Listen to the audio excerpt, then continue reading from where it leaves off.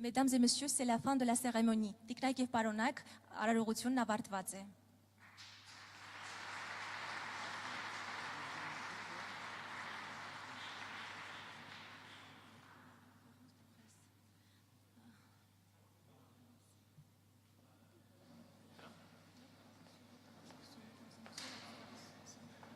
Vous n'en avez pas fini avec nous.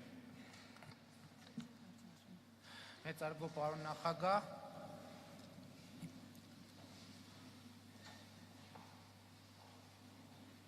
հարգելի ներկաներ, կարծում եմ տեղի ունեցած արարողությունը ցույց է դնում Ֆրանսիայի նախագահ Էմանուել Մակրոնի պետական այցի օրակարգի ամբողջ ծավալը եւ քիչ առաջ տեղի ունեցած փոխանակումները ստորագրված փաստաթղթերի պետք է գնահատել։ Ես ուզում եմ հատկապես ընդգծել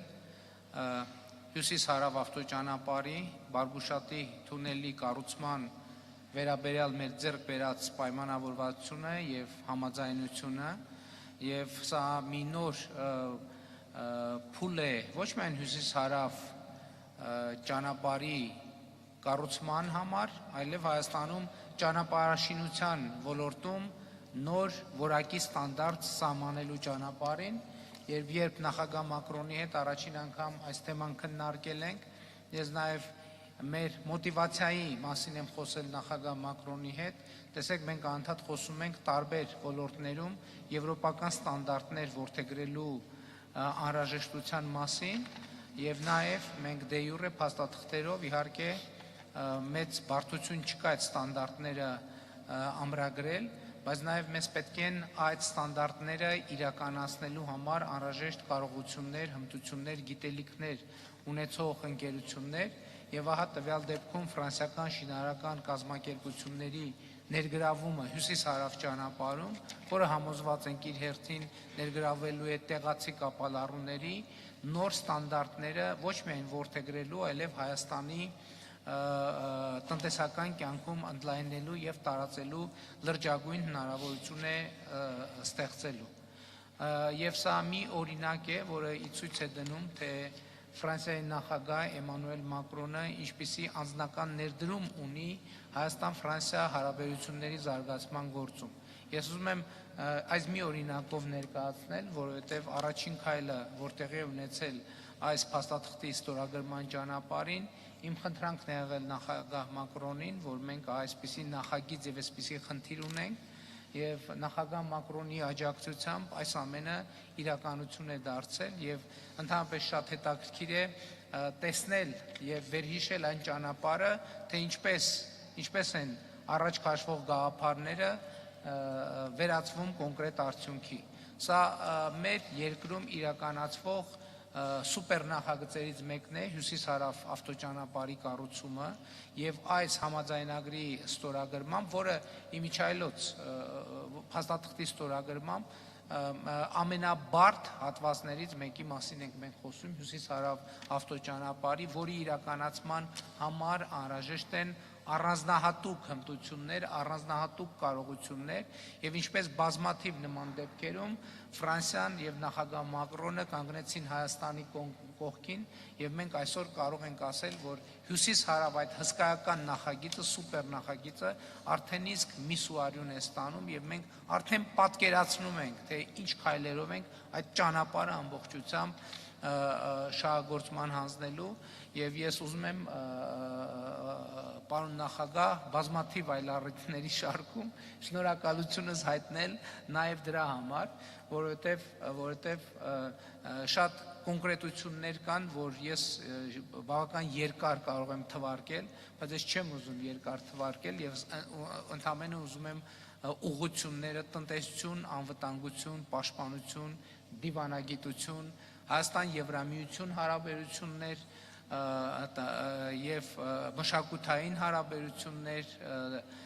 կրթության ոլորտում հարաբերություններ, այս բոլոր ուղղություններով մենք անընդհատ զգացել ենք եւ զգում ենք ձեր աջակցությունը, Ֆրանսիայի Հանրապետության աջակցությունը, Ֆրանսիայի մեր գործընկերների աջակցությունը եւ այդ աջակցության դերը այն ճանապարհին, որոնք մենք այսօր գտնվում ենք, դժվար է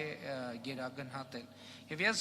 եւս մեկ անգամ, քանի որ ամենաառանցքային նորություններից մեկը, որ տեղի է ունենում եւ տեղի է ունեցել Հայաստանում, այդ մեր տարածաշրջանում խաղաղության հաստատումն է։ Ես ուզում եմ եւս մեկ անգամ ընդգծել, որ այս արդեն իսկ իրական պարտադիր ուժ ունեցող փաստաթղթով Ալմատայի հռչակագիրը ընդունված է որպես Հայաստանի եւ Ադրբեջանի միջև սահմանազատման կարևորագույն սկզբունք, եւ նաեւ այդ սկզբունքը արձանագրված է նախաստորագրված խաղաղության համաձայնագրում եւ ըստ էության մենք խաղաղության ճարտարապետությունը հիմնված է Ալմատայի հռչակագրի հիման վրա Հայաստանի եւ Ադրբեջանի տարածքային ամբողջականության, ինքնիշխանության եւ սահմանների անխախտելիության ճանաչումը, եւ ես ուզում եմ ասել, որ այդ ճարտարապետության գործում առանցքային է, առանց որևէ չափազանցության առանցքային է Ֆրանսիայի նախագահ Էմանուել Մակրոնի դերը եւ այդ արձանագրումը տեղի է ունեցել մեր ներկայությամբ, որտեղ նախագահ Մակրոնը հետեւողականության, ճկունության եւ դիվանագիտական առանձնահատուկ հմտությունների շնորհիվ կարողացավ մեզ եւ Ադրբեջանի միջև այս համաձայնությունը արձանագրել։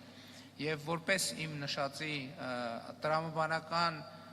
ոչ թե շարունակություն, այլ կուլմինացիա, մենք քիչ առաջ բոլորի աչքի առջև ստորագրեցինք Հայաստանի Հանրապետության եւ Ֆրանսիայի Հանրապետության միջև ռազմավարական գործընկերություն հաստատելու մասին համաձայնագիրը եւ թույլ տվեք նկատել հետեւյալը. Եթե մենք առանց ռազմավարական գործընկերություն հաստատելու մասին համաձայնագիր եւ փաստաթուղթ ունենալու առանց ռազմավարական գործընկերության այսքան են կարել, բայց պատկերացնում եմ ռազմավարական գործընկերություն հաստատելուց հետո դեռ ինչ հաջողություններ եւ նվաճումներ են մեզ սպասում, ինչի համար պարոն նախագահ ուզում եմ եւս մեկ անգամ արտահայտել իմ երախտիկի խոսքը ձեզ, ձեր կառավարությանը, Ֆրանսիայի Հանրապետությանը եւ մեր բոլոր գործընկերներին։ Շնորհակալ եմ։